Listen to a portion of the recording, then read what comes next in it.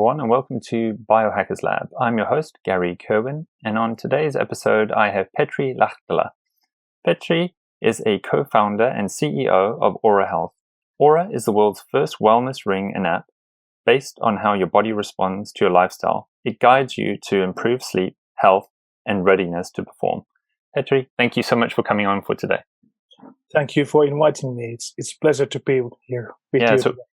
So we were just speaking offline before we started recording this, how excited I am to talk about the special OURA ring, which I'm wearing if anyone's watching on the YouTube video, because I only got mine a few months ago. Yeah, I have two. Actually, I'm normally wearing three. So, oh wow! so I have two of this one, and this is the new one. Is that just because you don't trust each ring? No, actually, I'm testing continuously kind of new features, and so wearing two rings, I have possibility to test different kind of things. Yeah, I'm joking, but that would be fascinating. I mean, I don't think I've ever met anyone else who owns two rings, so you get to see if the one ring says the exact same information as the other ring. Exactly. And does it?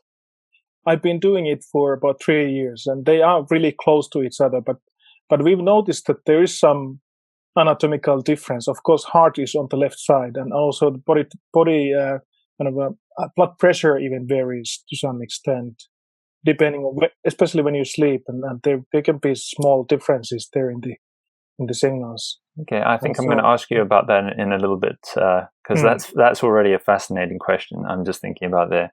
But before we get into some of the deep, juicy stuff about the ring and what it can do to improve our sleep, could you just give listeners a little bit of a brief history timeline of OURA, the ring? So I believe you started off with the Kickstarter campaign and where you've got to today.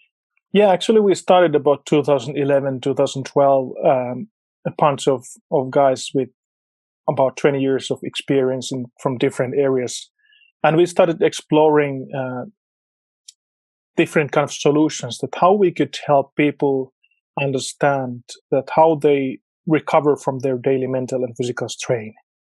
So we really wanted to provide the means and kind of a simple solution for people to kind of self-reflect what's happening in their body, and that way give them a tool that would help them to understand better that what they can do to improve the recovery, physical, mental, cognitive, and then perform well and stay healthy.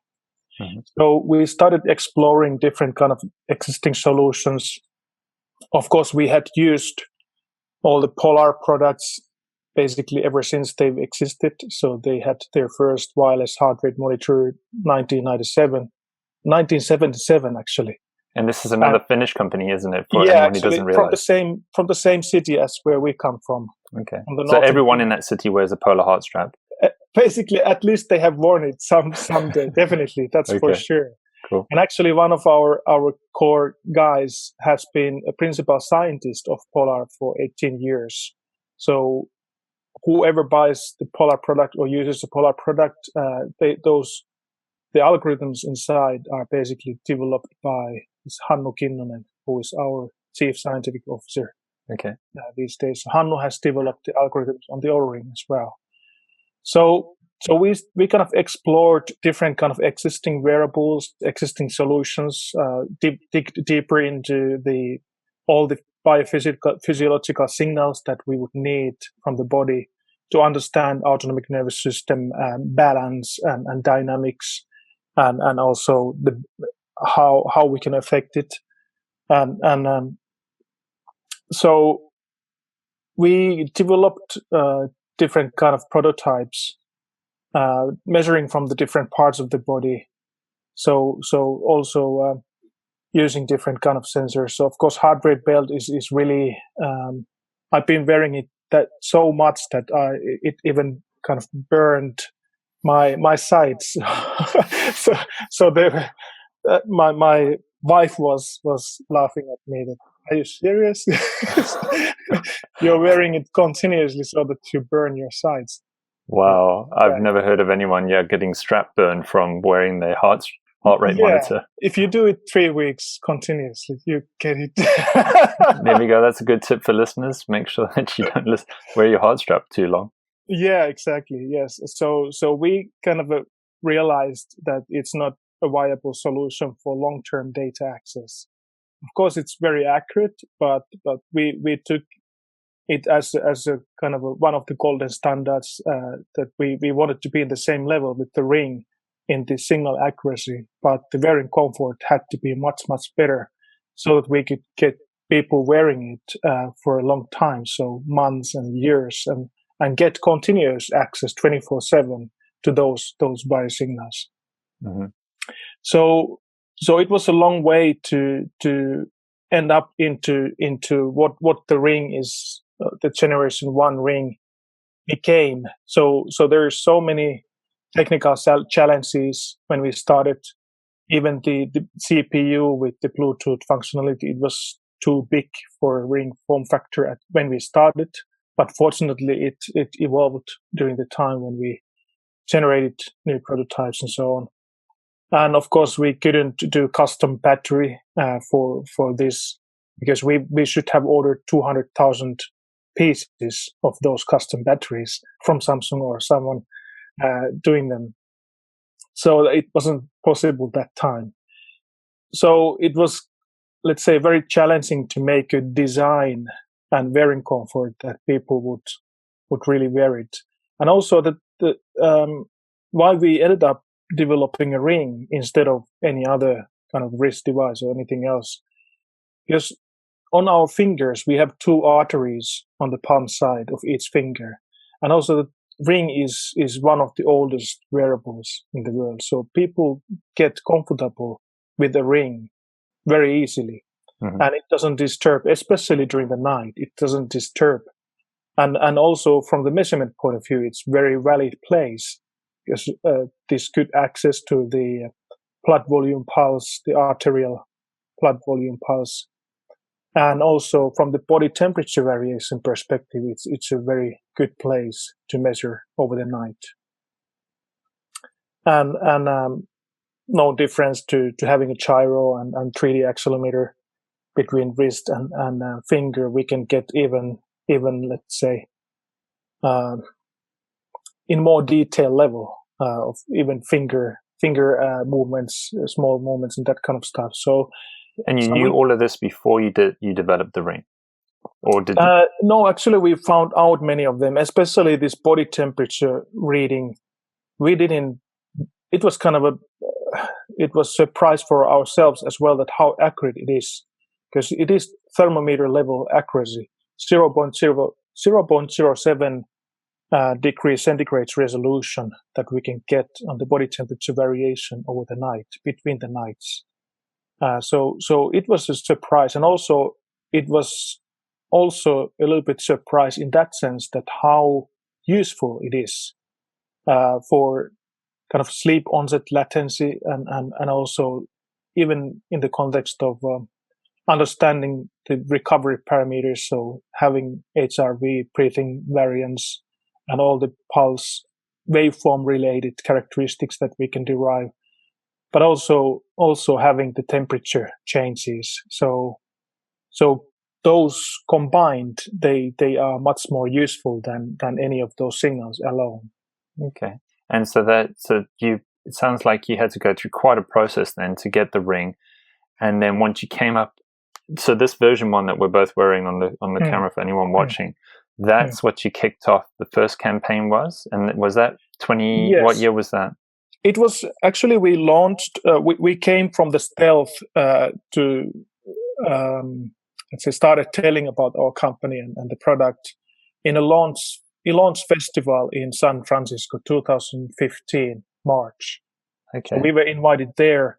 And then we started going to the quantified self happenings and all kind of sleep conference and that kind of places with it, and did lots of footwork to go to people to understand more about their actual needs and the meaningful use cases.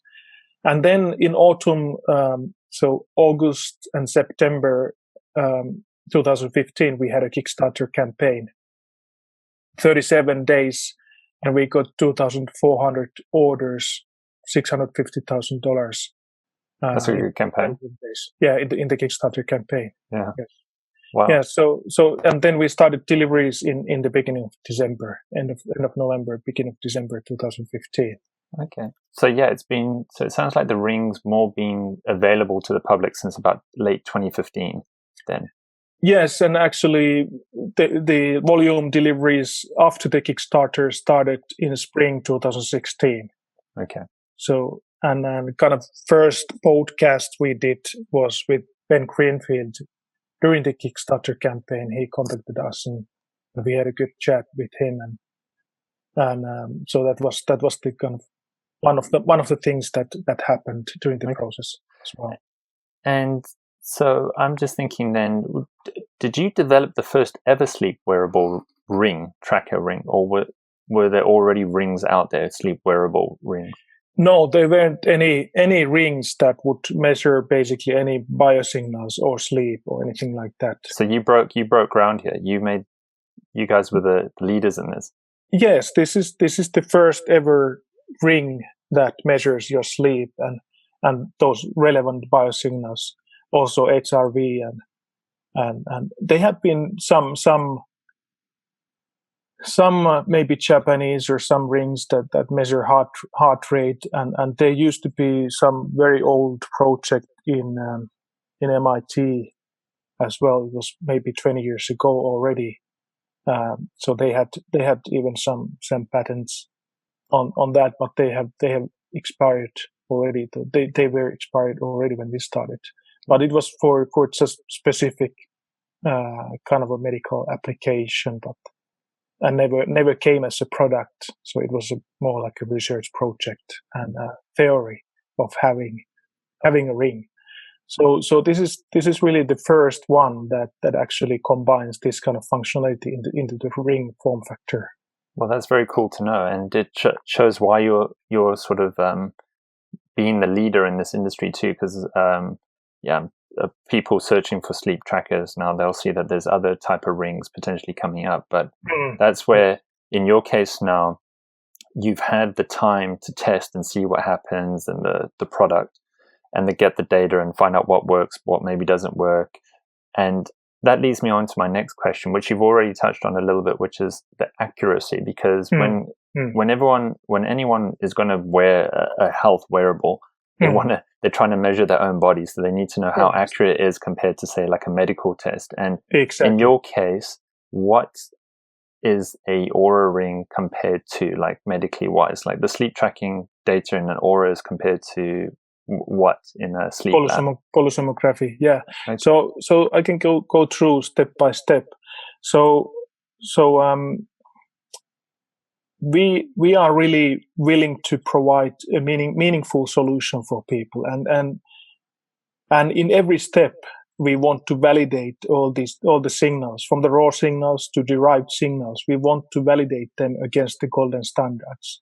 So therefore, starting from the pulse waveform and the interbeat interval and the pulse amplitude variation, so all the characteristics of the arterial pulse waveform, that has been validated against the ECG. And the heart rate and heart rate variability, they are really close to the ECG quality. So heart rate is 99.9% the same. HRV is 98.4%, same as ECG. And then the temperature sensor has been tested against the golden standard methods, having a kind of a sensors inside your body. Don't ask where you put them. Okay, I can let people's imagination figure out how do you figure out the temperature inside someone's body. Yes, but they are used in clinical context and so on. So and that's comparable again, did you say? Yes, it is 0.07 degrees centigrade resolution that we get, and also it's as accurate as measuring with the thermometer under your tongue, for example. It's as accurate as that? Yes, it is that accurate. Oh wow, I'm already just thinking hospital settings where you could have a patient wearing this, laying in a bed and just pulling data off as they're laying there. But it is only during the night, because in our biology, when the body reaches the lowest body temperature, it is around 4 a.m., 4:30 a.m., depending on your chronotype and hormonal balance and sleep quality and many other things. But around that time, your body reaches the lowest body temperature. And then when you go to sleep, when you lay down, it's a basic functionality of your body to push the core body temperature to the peripheria. So that's why your hands and feet warm up when you go to sleep. And some people even have problems in that. So if their feet are too cold, they can't fall asleep. So that is what happens. And therefore, finger actually is really good, and the palmar side of the finger is really good place to measure that. And when the body reaches the lowest body temperature in the morning hours, then the skin temperature and body temperature are the same. So that is the most valid point to measure your body temperature. But during the day, of course, there's a big difference of your skin temperature and core body temperature. So during the day, even though the ring measures your skin temperature every minute, 24 hours, 24/7, we just use it basically during the nighttime. So when you reach the lowest body temperature. Okay, so that's... And then between the nights, then you see the trend that how it varies. And that's why we can also show the menstrual cycles for women as well, very accurately. And that is separately clinically validated as well. Wow, that's incredible. So because a lot of ladies do body temperature testing, especially during fertility times, when they're trying to see when they're ovulating and what's going on with their cycles. Yes. And you're saying that the accuracy with the ring, with the temperature control, that these women will get access to that data. Yes, it is the same accuracy as measuring from under the tongue, like they normally do. Yeah. Like in case of natural cycles or any of those applications, it's the same accuracy. So we have validated against that. Because I've got version 1 of the ring with the app on my phone, and I do sometimes log into the cloud option, which is on the desktop computer. Yes. This information that you're talking about now, is this only accessible on the cloud option on the desktop? Or it's the temperature trend is shown in the app as well. Okay. All right. So that is so we show only this one value over the night. So that's the lowest body temperature, which is your core body temperature at night. Yeah. And so that is the way how we go further from raw signals to derived signals. And of course, sleep quality and sleep staging is one of the most important kind of derived signals. So sleep staging, we've been working with several international big players and important labs and sleep labs and research organizations to really dig deeper into the understanding that, how we can make those biosignals, what we get from the finger, how we can make them match with the polysomnography. And we are doing that continuously with different kind of people and so on. So we are working with sleep labs to get continuous data from the ring and from the polysomnography. And we do also ourselves.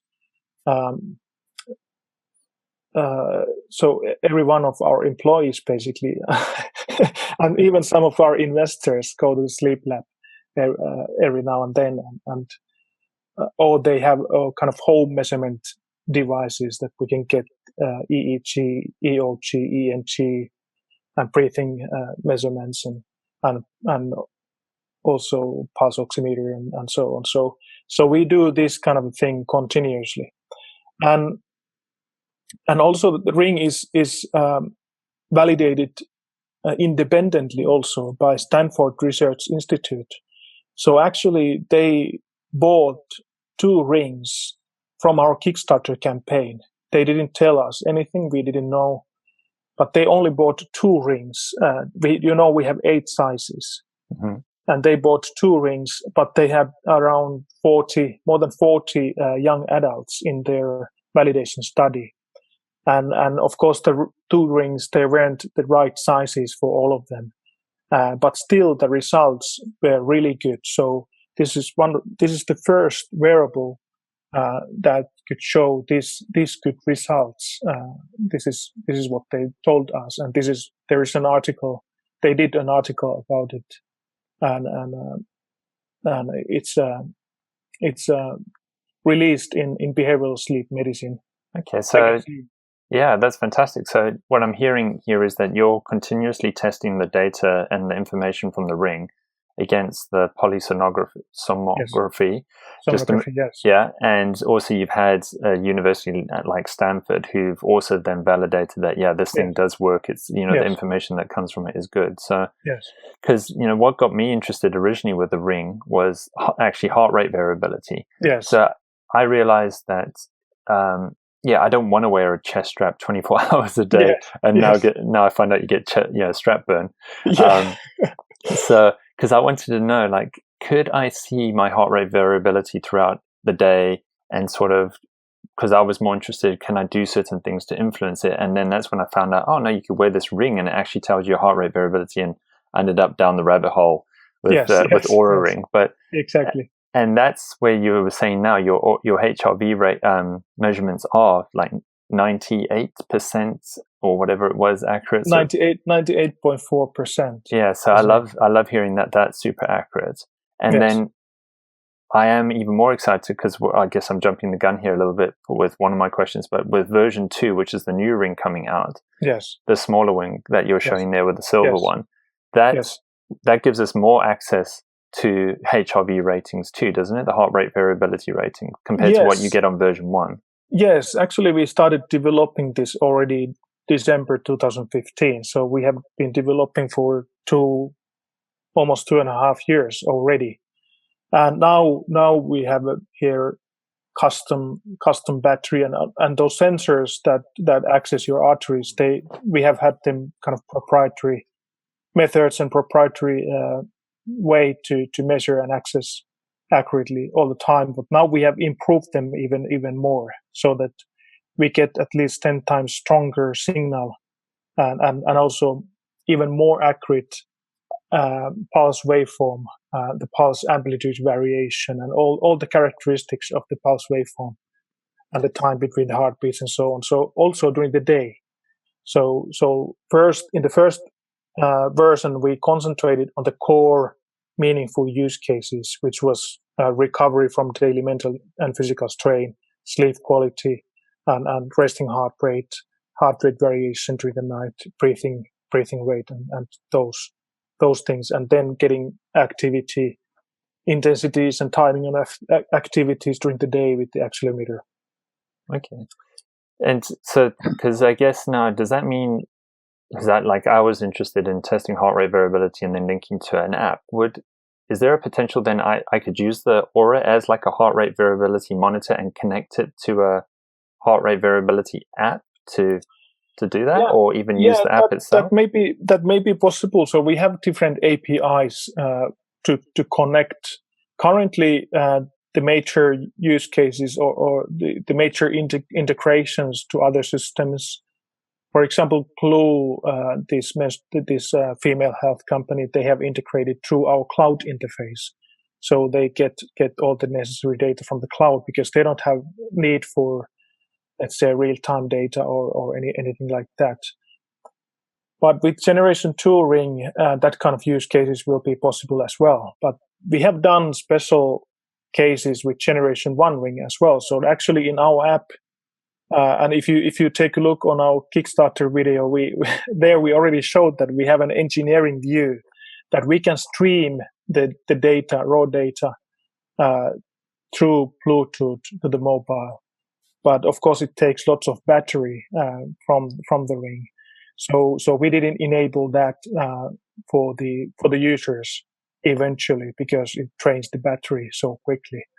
But now the Generation 2 ring is the power management is much better.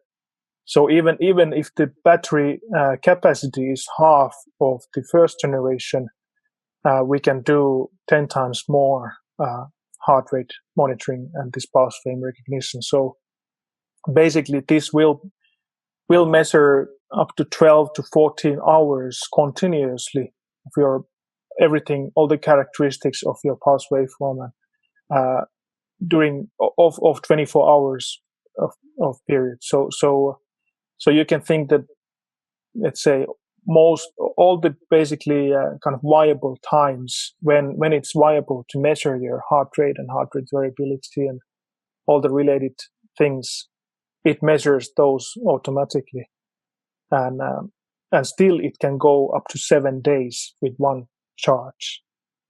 Okay, so it's so out of a 24-hour period, the ring is doing the more intense measurements over, you said the version 2 ring will be doing it over a 12 to 14-hour period. Is it? Is that what I understood? Yes, actually, yeah. Actually, generation 1 ring concentrated on the measurements during the night. And so it measures every beat, the time between the heartbeats and so on. So it doesn't take only samples per minute or something like that, but with 250 hertz resolution, it measures every beat and so all over the night. And also it measures the HRV for every 5-minute period. It calculates the HRV when you're asleep. When you are sleeping.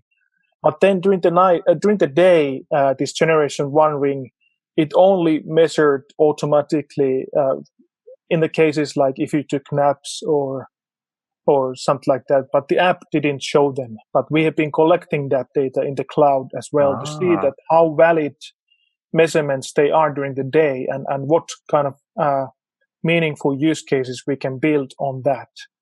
So we've been collecting that data. So we have customers in more than 50 countries, and we have millions of days and nights and body responses in the cloud.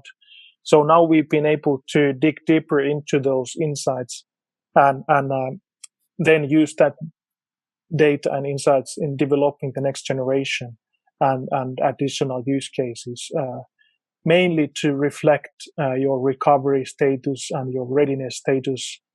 So what you can do during the day after you've slept. So what you can do during the day to improve your readiness as well, and how your daily doings are affecting your readiness and that kind of stuff. Yeah, because that's the way the ring was explained to me too, is that when someone wears it, like I'll wake up in the morning and I'll whilst I do it that as the ring is charging, I sync it to the phone to do the data update, and then the reading I get from my phone on the app is kind of warning me, hey, you had a good night's sleep, you're ready to take on the day, or hey, no, it wasn't so good, you need to back off activity, or change some sort of habit that you did yesterday that influenced you. So so the way is that for anyone who doesn't use the ring, that it's not that you have to wait for the data like a night to then see the next day. And what I'm excited about to hear with version 2, with generation 2 ring, is that I might have access to even some of the live data potentially. So in a way, I could do a little bit of biohacking, a little bit of understanding of my situation now, like some HRV training. But then I could make sure the ring's charged up. But then it's going to still do some good measurements later over the night as I'm sleeping. And then tomorrow it will say, hey, you did have good recovery. Or I'm seeing like multi-purpose use out of this, which is very cool. Yes, exactly. So then if you have certain kind of protocol that you would like to do some tests during the day as well, kind of how your body responds to what you've eaten, or how you work out, or workouts, or whatever. So how quickly you recover, or how your body responds to those things, then that will be possible.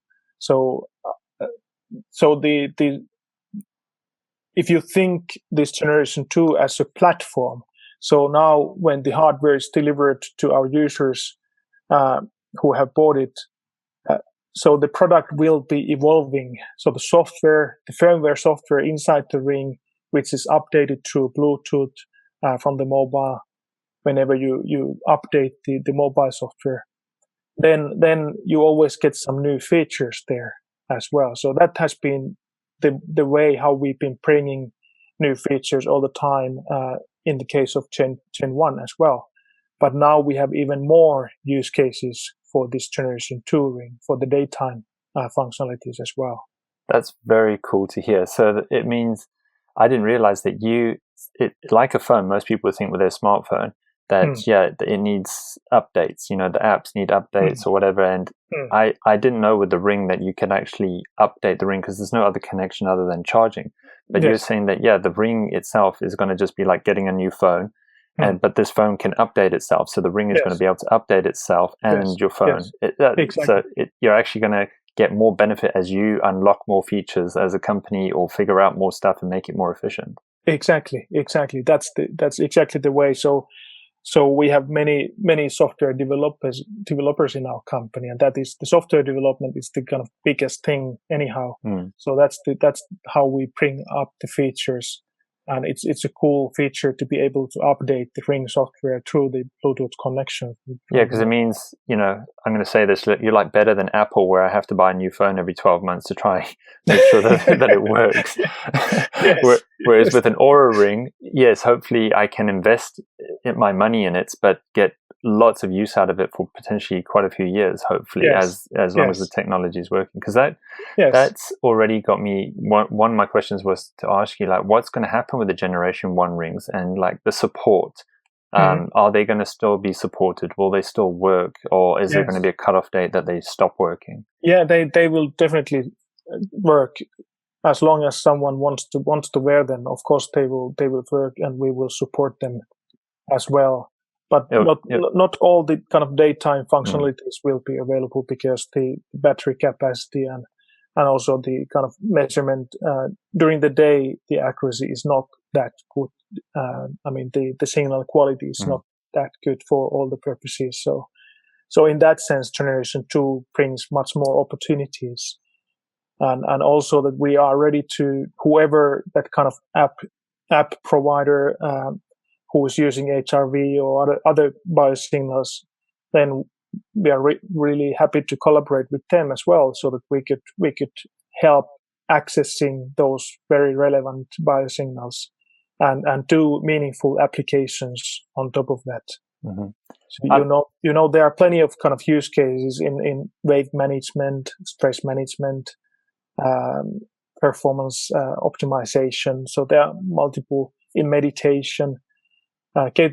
Everywhere where the biofeedback is useful and getting accurate access to those very necessary biosignals. So there are lots of meaningful applications, but I don't think we have capacity to do all those ourselves.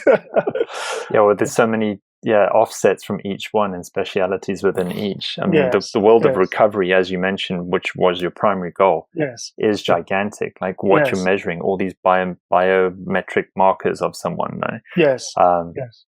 And that is always an important thing, which I love that you've touched on, is that most people don't think of the importance of recovery. Like they'll think, no, I've got to have a hard workout, or I've got to work out so often, or do something so often in conscious time. But a lot of good things happen if you have very good unconscious time, which is like your sleep time. And if you can optimize that like takes your health to a new level.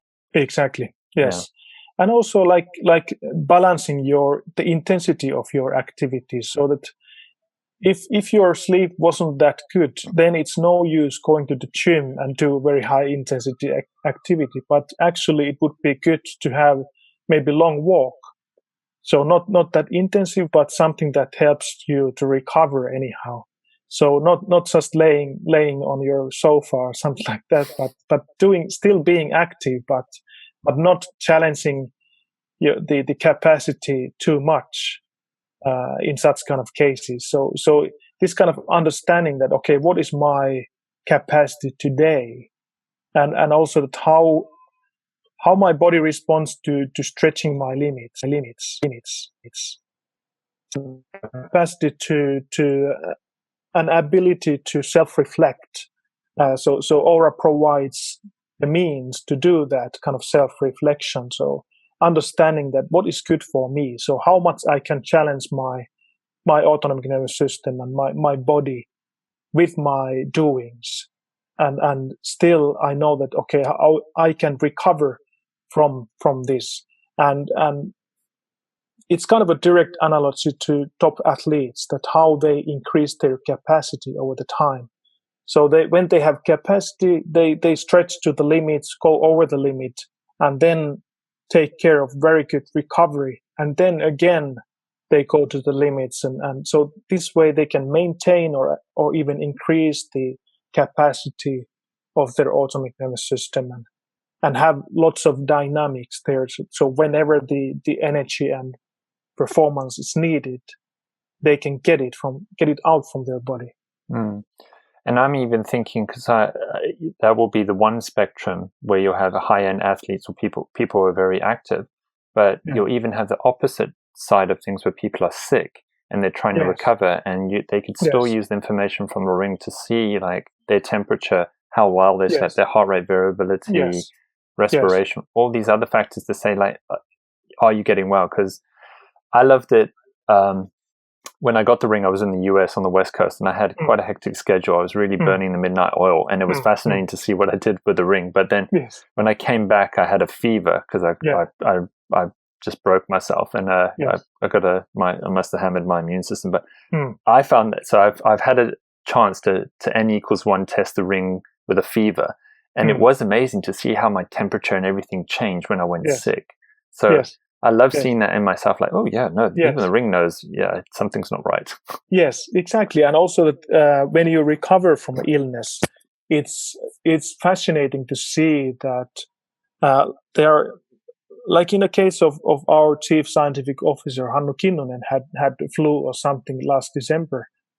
And it was fascinating to see that when his resting heart rate came back to the normal, and then body temperature next day get back to the normal level, it still took more than 2 weeks for the breathing rate during the night to get to the normal level. So it means that the inflammation in the lungs was still there. So he is practicing to marathons and so on. So if he had got back to his normal training routines, he would have been sick again. So it would have been harmful for him to start training when there's still inflammation in his lungs. So all this kind of information is really useful for athletes and whoever wants to kind of stay healthy, and also, let's say, if they have limitations in their capacity, like in case of chronic fatigue syndrome, for example. We have many of those users in US, and we are collaborating in the research with chronic fatigue patients, and they have also found it very useful to see the readiness score and their body responses, because their autonomic nervous system capacity is so limited, so that if they go even a little bit over the limit and stretch too much, they may end up hospitalized for 3 weeks or whatever.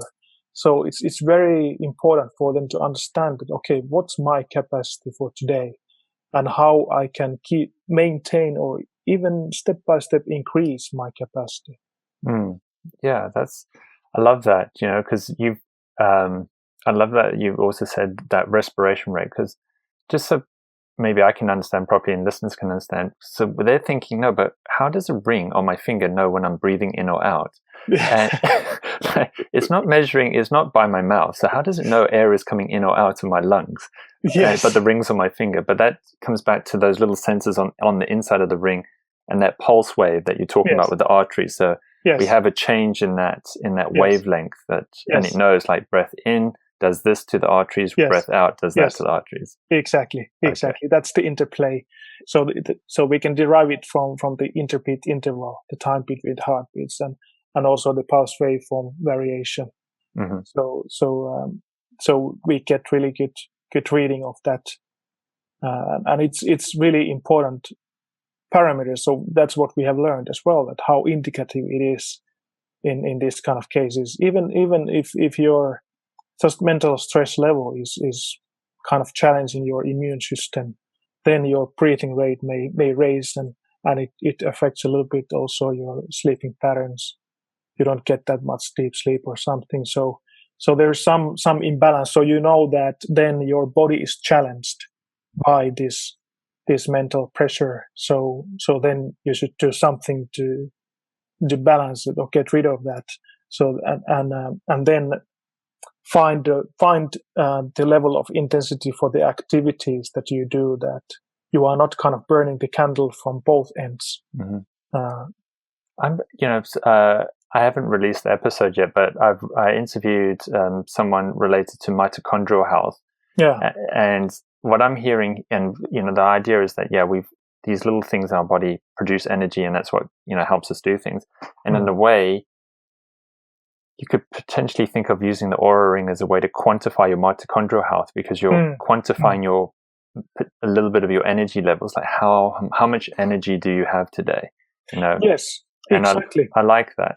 I like that ability. And actually, we have doctors and medical professionals who have who use continuous blood glucose monitoring devices as well with the ring, and they have found really good correlation on the long-term kind of glucose values and the readiness score.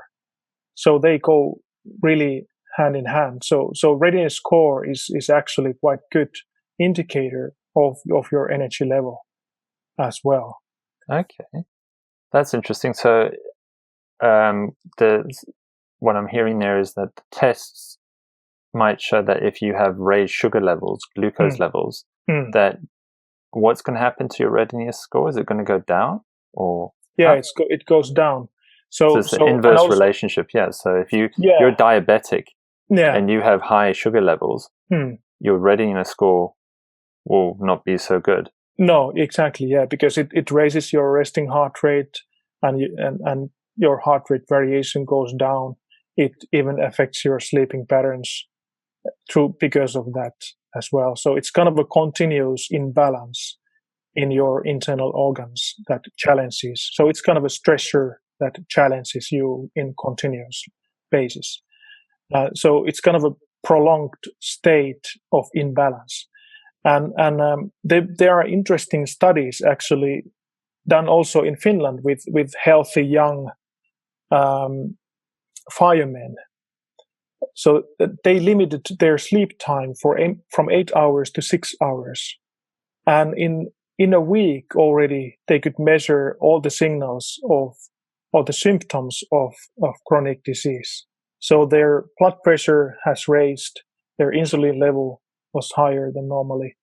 And if they had measured also sleep quality and related biosignals there, they could have seen changes there, more restless sleep and more wakefulness and that kind of stuff, longer onset time and sleep onset time, that kind of stuff. And maybe wakefulness even during the night in certain time periods, which indicates the imbalance in the internal organs.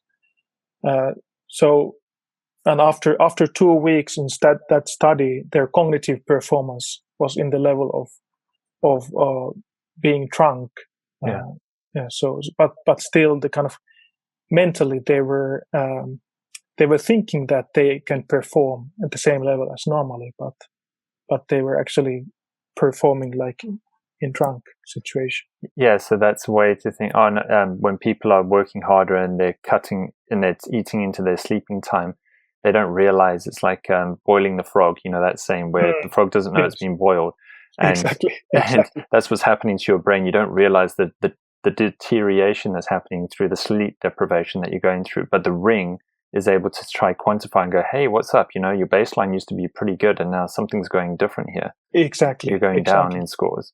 Exactly. So that's exactly what we wanted the ring to be able to reflect back to you, that now the trends are going down. So you should do something.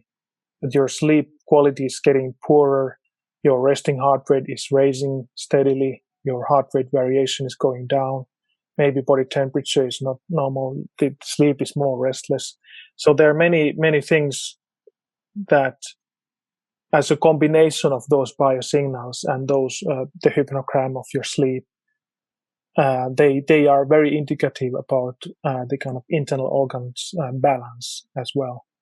So I love it that already that sort of sugar level diabetes link that we were talking about there, because with all the data that you're pulling in, you're probably it's kind of like one of those new age internet-y things where you think, how did it know that of me? Like Google, when it shows you an ad, like how did it want to and I'm kind of thinking here with Oura, with the amount of information you're able to get, you're going to start be able to characterize certain disease conditions, potentially go, hey, you're starting to look like you've got X syndrome or Y disease or something, because your biometric markers that we measure are all falling into this category. Is that something that you guys are like data mining or collaborating with research studies to get that information out? We are, yes, and that is the direction where we are going and what we are kind of exploring, because there are multiple medical applications there as well. But this is not a medical device yet. But fortunately, in our team, many of us, we have experience in developing medical devices as well. So that is a possible way to go as well, so that we could get an FDA approval for these biosignals as well, and then build some medical applications there as well. So it would become a very comfortable way to measure very, very meaningful things in a longitudinal way, so that then you can see that there's something happening when compared to your baseline, and then it would enable this kind of preventative way to prevent the onset of chronic diseases, and even just avoid the symptoms of prolonged stress, and then avoid all those kind of car accidents and those let's say inefficiency in the workplaces, and that. So there's lots of very meaningful things that we could do with this simple way of getting very accurate access to those biosignals. Yeah, and again, especially when someone's wearing it all the time. Yes, you're getting some juicy information from people's physiology. Yes, exactly, and actually we've been. Some of our users have been contacting us that could you dig deeper into the data in my cloud and find out that what's wrong with me. Yeah. And we've been able to help them get the diagnosis for sleep apnea and different kind of things that are ongoing in their body. So we have said that you better go to sleep lab now. It seems like there's long-term imbalance in these signals, and you better go to see your doctor and do a sleep study. Okay.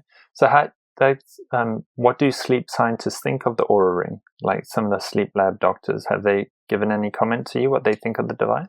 Yeah, actually, many doctors use our product with their clients in continuous basis.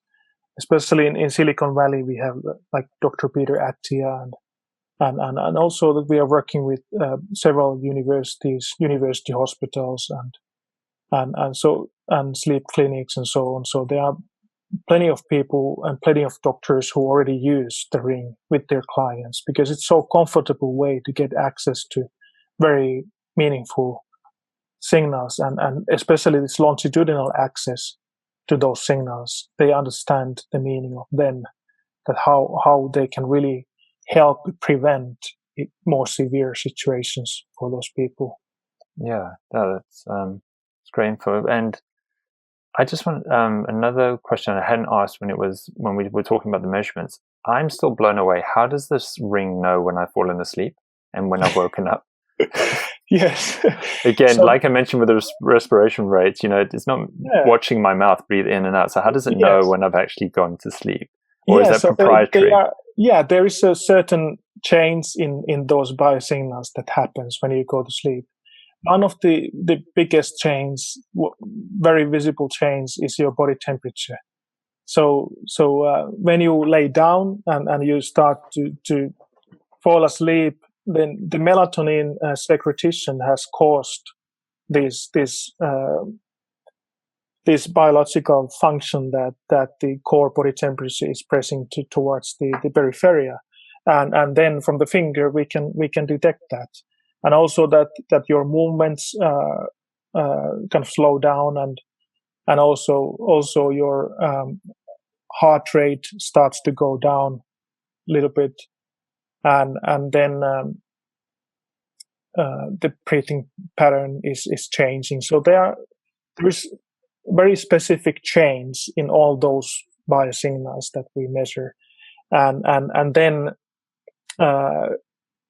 in different sleep stages, all those signals also have certain patterns. Characteristics. Certain characteristics and patterns, and that is exactly what we kind of find out when comparing to the polysomnography, that how it's interpreted from the EEG, EOG, EMG. So we get the reading from autonomic nervous system, how your autonomic nervous system is reflecting those signals as well. So, and then kind of how the central nervous systems of your brain and your heart are kind of discussing with each other through the vagal nerve and so on.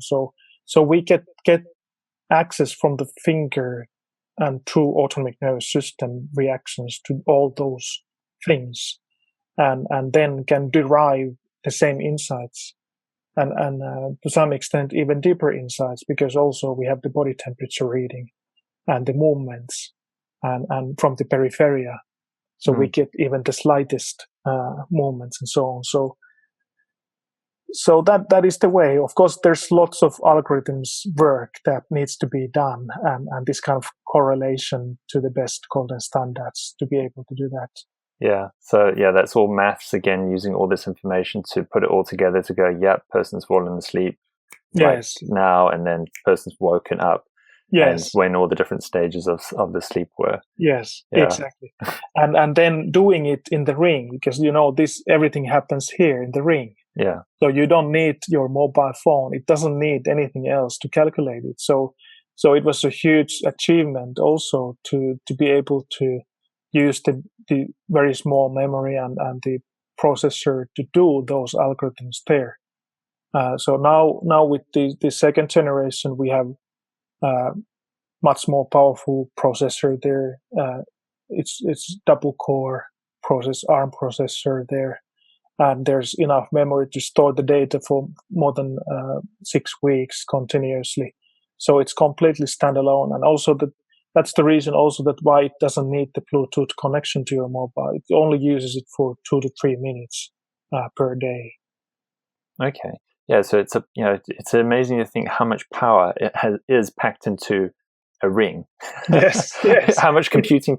If we ported ourselves back to the 1980s when computers were coming, and when what your computer does, like this ring does it like 1,000 times more or whatever. It's like, really, in a ring? Yeah, double core processor. So you can't figure it. You don't need to go too much back to the history to have the table PC with that processing power. So yeah, it's ridiculous that now it's a full-featured computer in this size. Yeah, and still the battery takes the biggest part. Basically, more than half of the ring is battery. So have you contacted Elon Musk yet to talk about batteries? Would love to do so. Yes, definitely. He loves his batteries, so I'm thinking you two should get talking. Yeah. Yes, definitely. And actually, we've been exploring also to some extent the energy harvesting technologies all the time, so that interesting. So like solar power and that kind of stuff you're talking.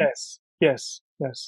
So hopefully someday there's a ring that we never need to charge. Crikey. That's proper biohacking, like getting into wearables and implantables, and where you're taking things to a different level to monitor yourself. Yes, exactly.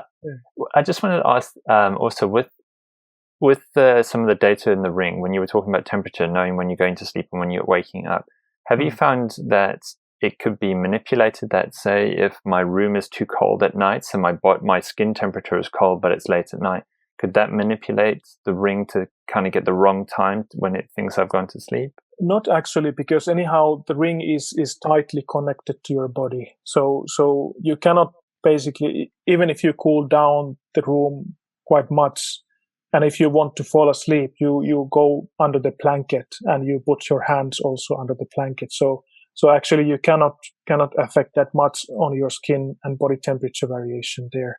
So it is just that basically under the blanket you are breathing colder air, so that helps you to kind of get more restorative sleep, basically.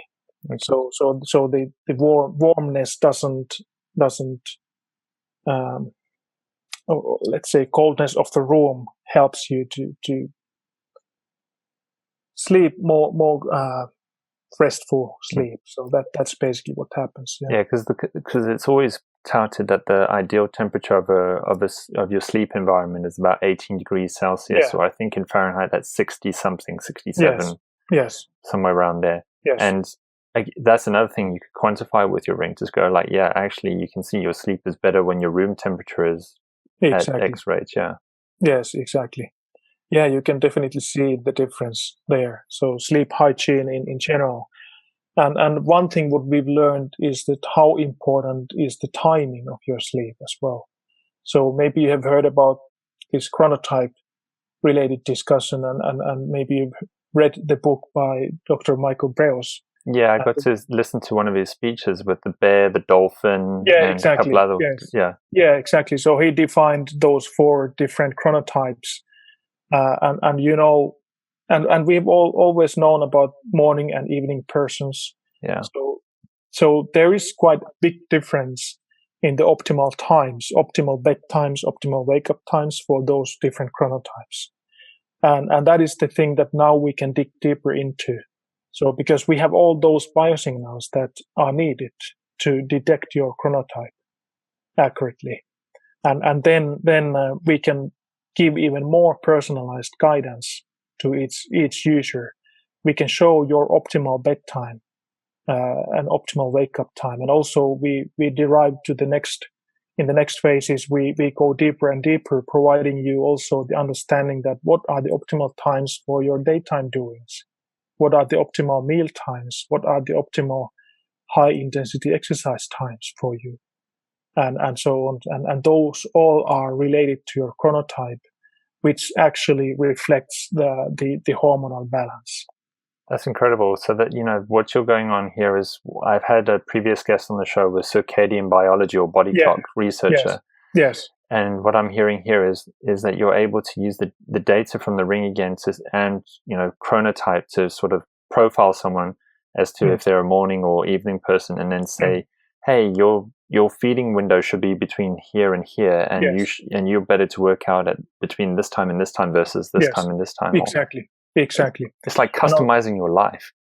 Yeah, exactly. And understanding better that what is, especially in the context of sleep timing, because there's big difference that if you go to sleep even half an hour earlier and closer to your chronotype and optimal bedtime, then the amount of deep sleep can be twice as in the case of UK, you go to sleep half an hour later or something like that.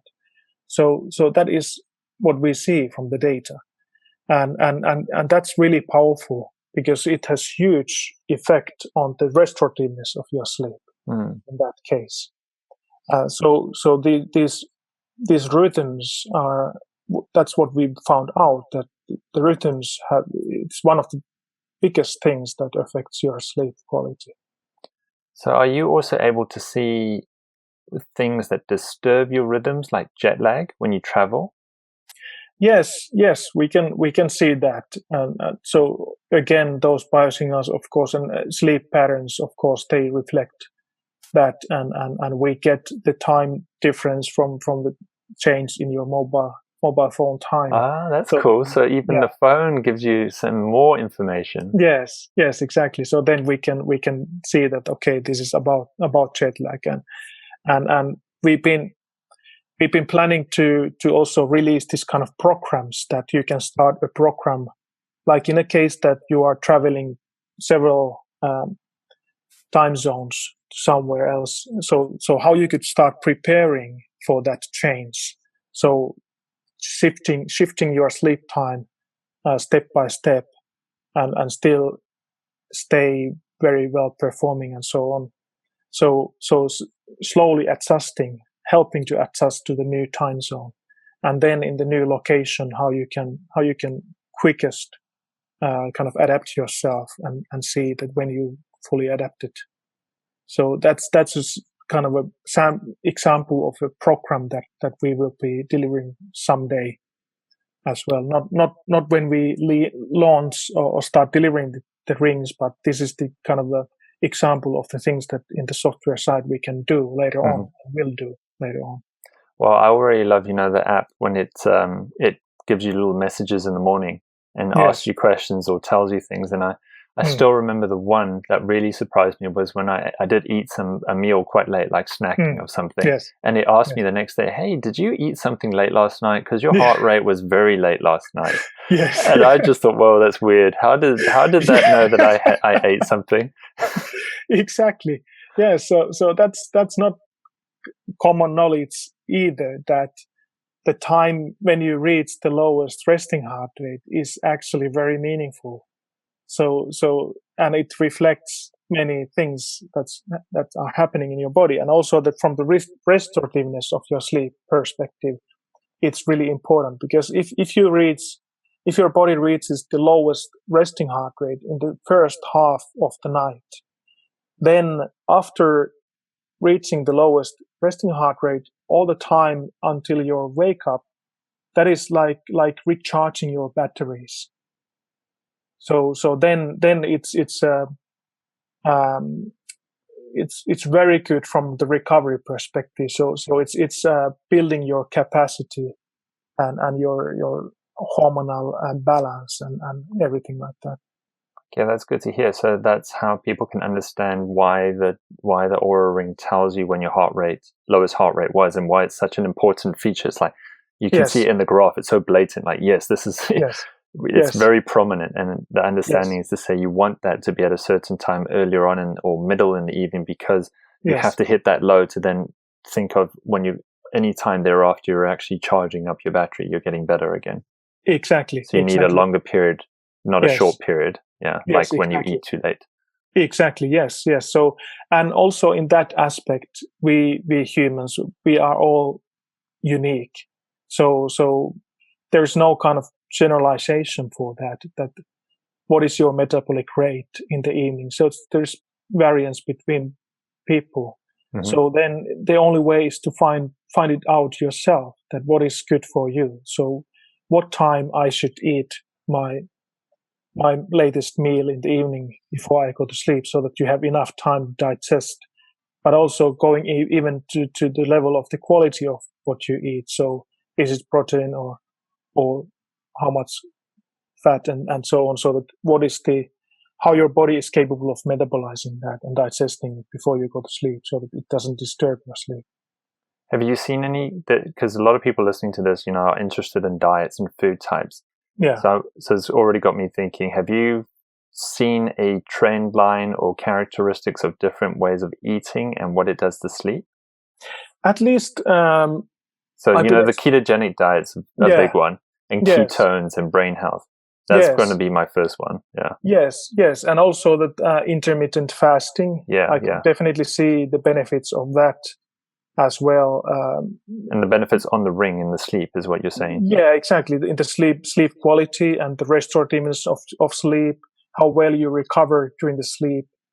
So basically all the signals give you kind of positive indication that this intermittent fasting is good for you. So I basically do it continuously, and also sometimes longer fasting periods.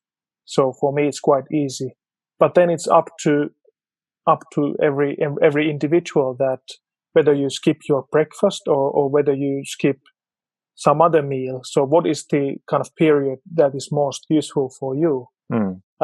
For me, I normally eat my last meal in the evening between 7 and 8 p.m. and then I eat the next time during the lunchtime next day, or even in the afternoon. So that is what works for me very well, and also that increases my performance, mental clarity, and so on. So this is, I'm just trying to get more cool information here to say to people. If you're wearing the ring, don't just think of it as only sleep and the stages of sleep. You could extrapolate so much information from this, and even look at like, okay, I've got this ring. I could even sort of test different diets and see what it does to my different health parameters. Just how fascinating would that be to go, people usually use diet to think of weight loss or something else, but this is the first time I'm also hearing, no, actually change your diet and see what it does to your quality of sleep, and you can quantify it by using the information from the ring. Yes, and resting heart rate curve over the night, HRV curve over the night, and see which one's better for you. Yeah, exactly. To understand. So there are so many things, so many biosignals that reflect that clearly between the nights. So I think it's very simple tool for that kind of self-reflection and becoming more aware of what is good for me, and even what quality of food is good for me. Do I have certain allergies? So and so on. So, for example, gluten. I think many people, even though they are not celiacs, they may be a little bit sensitive for gluten. So that's the case for me as well. So if I take something where is gluten, like bread or pastries, and my resting heart rate raises, and my HRV goes down, and my sleep quality becomes really restful. I lose the restfulness of you're restless. You're restless. It's restless. Yeah, that I love that. Again, so you might not have celiac disease or syndrome, but you could see that the gluten is actually creating an irritant to your body because your heart is working harder and your sleep quality has changed. So you could quantify, actually bread and pastries, they don't agree with me too well, or a big pizza late at night with my beer with my buddies, and I can see what it does to my And it's also like how you want to help your melatonin secretion, taking something that contains tryptophan. So there are carbohydrates and there are proteins and so on that has tryptophan in them. So it's kind of finding that what is best for me, and also like also how much magnesium I should take, to how it affects the restotiveness of my sleep and so on. So exactly as you said, there are many things that we can just try very simply and see how our body responds to those things. And that's what I also want to maybe try to get across to people who have the ring already. Like, you could do so much more with the ring if you aren't already. Like, play with it. You've got it. You own it. You get information. Like, you can, you do tons of little N=1 experiments on yourself and see what it does, and use the ring as a way to quantify it.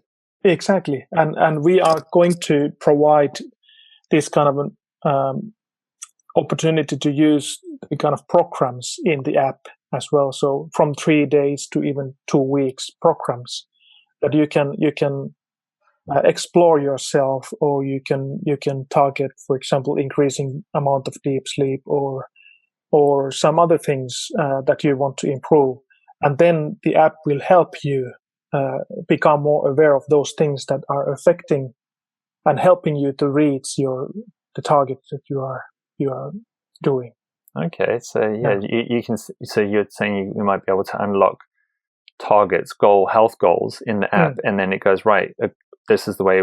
If you want to change that parameter, like you mentioned, deep sleep. If you want more deep sleep, try these things to see if it could improve it. Yes, exactly. Yeah.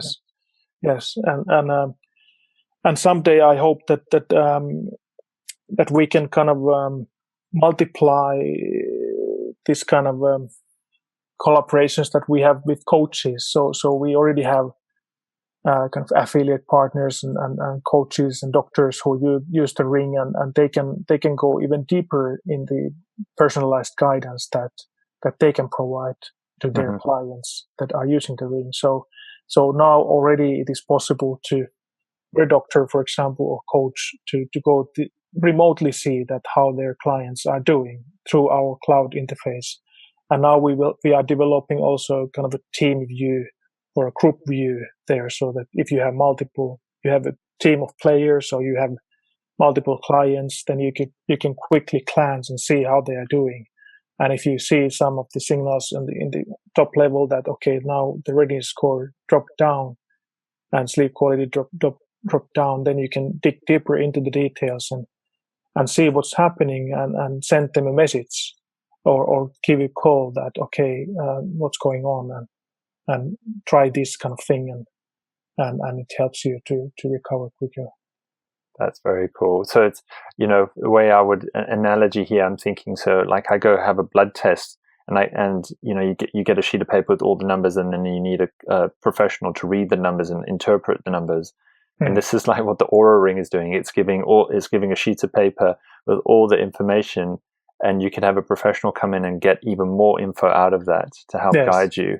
So with personalized coaching in that sense, yeah. Exactly. Yes.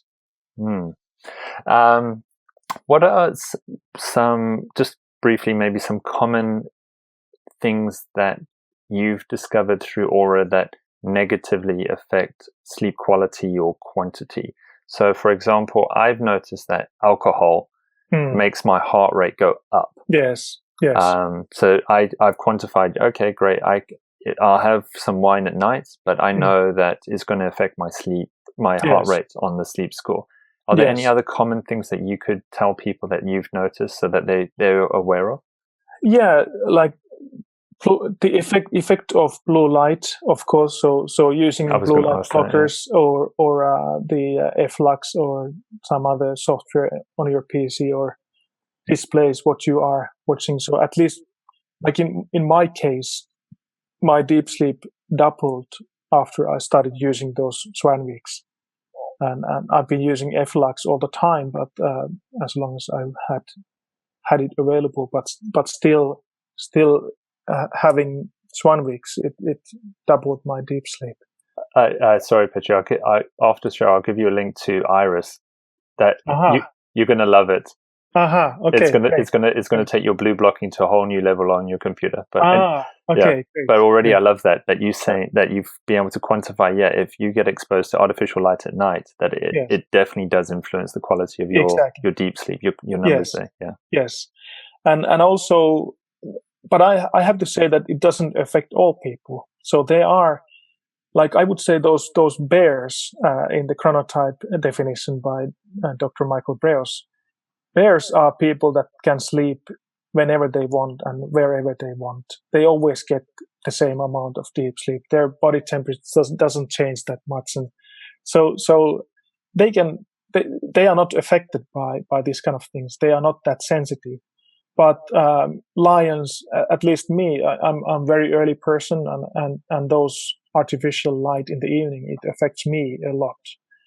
So it varies between people. So everyone have to find out that what affects me. But one thing is also late exercise. So if you do very intensive exercise quite late in the evening, for majority of people, that affects their sleep quality as well, because the resting heart rate is higher than normally when they go to sleep, and they reach the lowest resting heart rate later in the morning, and maybe not even reach the normal level of their resting heart rate average over the night, and that affects the sleep quality and restorativeness of sleep. And in some cases, like my co-founder who is doing CrossFit, he was exercising too late in the evening for his chronotype, and basically he could show that every night when he had exercised the previous evening, he lost all the deep sleep. Yeah. So, and also, of course, different food have different effects on different people. So we already discussed about that. Yeah, we did. Yeah. So I love it. Yeah, that again, it just shows, it's all personalized. Sleep is personalized, and it's unique to you, and you're able to sort of get your own numbers and then start testing to see if different things, as simple as nighttime light or when you work out, how much that influences your sleep, and you can make a decision to change that today. And that's exactly what this whole podcast is about, is to use current information so that people can make a decision today on their health if they want to. And I really like that. Yeah, again, who would have thought just from a ring you could start doing that just by wearing a sleep tracking ring, that suddenly you could go, I'm going to change a habit in my life now because this, I'm able to get the numbers and it tells me so. Yeah, empowering individuals is our mission. I think I've loved this podcast and this is actually one of my longest ones so far now. So I just want to do maybe one more section, which is to do with EMFs. So I know this you probably you've had to deal with this before, and I've had some people from EMF Warrior, Scott Compton. He's talked about EMF awareness and hygiene, and that was also one of my concerns. I deal with a lot of technology around me too. I have to with my kind of work, and so I've never owned a wearable until Oura. This is my first ever wearable, and the reason is also I didn't like the idea that I'm Bluetoothing myself or EMFing myself all the time. And it was nice to know that I can put this into airplane mode. So that's why I said it's only not in airplane mode when I'm charging in the morning, and then it syncs with the app, and then it goes back again. And is that something that, as a technology company, that you were conscientious of, that you actually thought of for users who would be concerned of the EMF situation? Yeah, it was one other reason to kind of make it as a standalone device.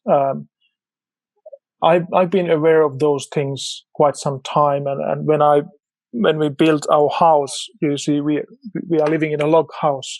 And so you're not because you said you had a sauna before this, so you're not in the sauna right now, are you? No, it's our log house. Actually, this is our music room, so we play music here and so on. So so it's very good acoustics and so on. But anyhow, and we don't have wireless LAN here in the house at all. We have fixed local area network. So you cable your computer. You don't use Wi-Fi. No, we don't use Wi-Fi. So I just want to live very natural life, and I enjoy being in nature and so on. So I don't just feel comfortable. I don't know. Of course, EMF is affecting different people in different ways, and it's difficult to measure. But still, if you can avoid it, why don't you do it? So that was the thinking also behind the Oura Ring, that we want to minimize any exposure to anything unnecessary. So therefore, we wanted to optimize, and even kind of it was hard to develop also the app so that it doesn't interact with the user that much. So it's kind of a little bit counter-effective in that sense that how many majority of the apps they require your attention all the time. Yeah, they're always trying to give you notifications and try to get you to engage with it. Yeah. So we wanted to do it completely opposite way, so that it gives you meaningful insights whenever you need, but it doesn't disturb you on the other times. So being this kind of respecting your own time and having that kind of aspect, and also that it is also from as a ring that it doesn't disturb you in any way. So the wearing comfort is high; it doesn't cause any problems, and you are not exposed to any EMF as well. So that's why we optimized how much it uses the Bluetooth connection, and that's why it refines all the data in the ring itself. So it only needs to send out to the mobile refined data just for visualization. Okay. So yeah, and I guess that so people listening can hear that even though the ring has Bluetooth functionality, it's not trying to connect with the phone all the time like other Bluetooth devices where it's trying to search and connect, is it? Actually, it has this, it's called advertising mode. So every Bluetooth device, they send out kind of a short burst every now and then to check that whether there is a mobile to connect or some other Bluetooth device to connect. But if it's in the airplane mode, then it doesn't send anything. And also that if there's longer period of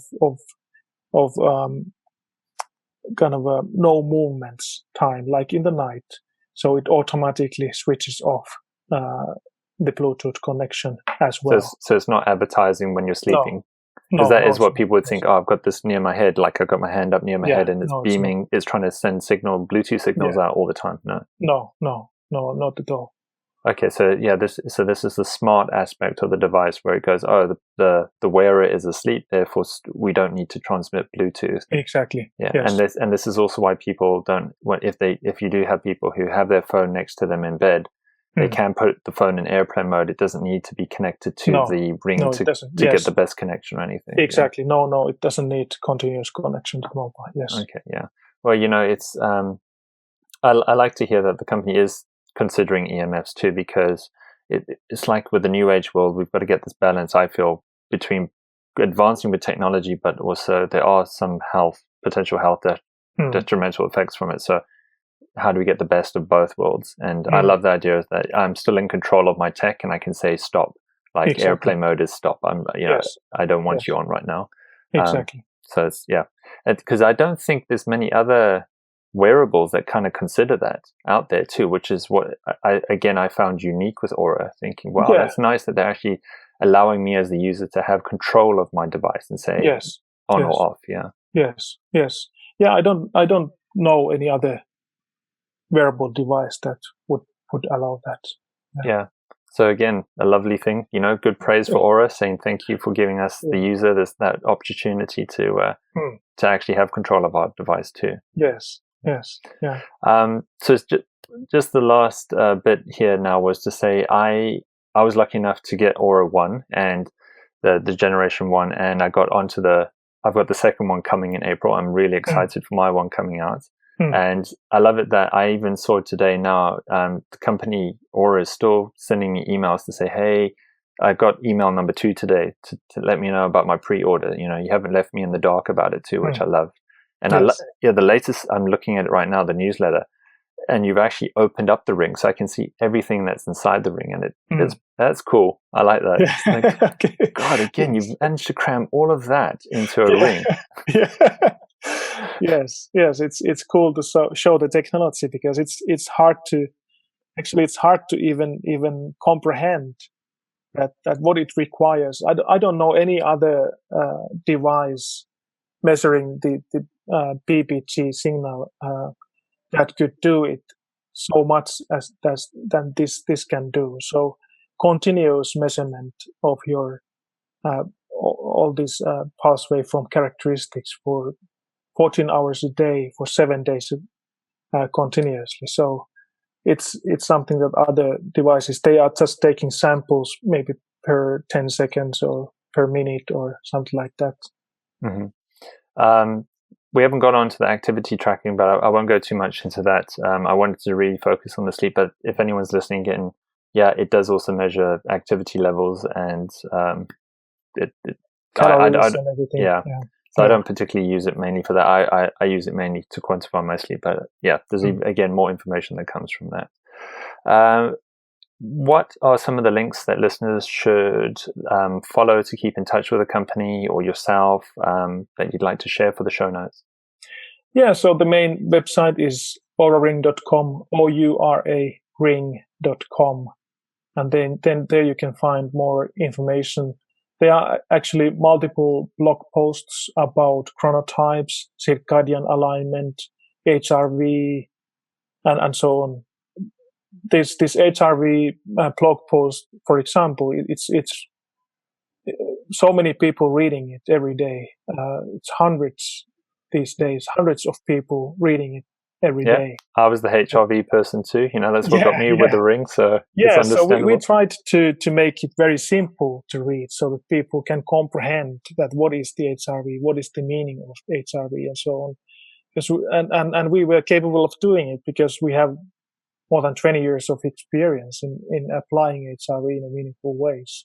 So this Hannu Kinnunen, our chief scientific officer, so he's been doing kind of pioneering work on that in Polar for a very long time, and also that Polar was one of the first companies that kind of brought that HRV into the world in a case of kind of using it for performance optimization and so on.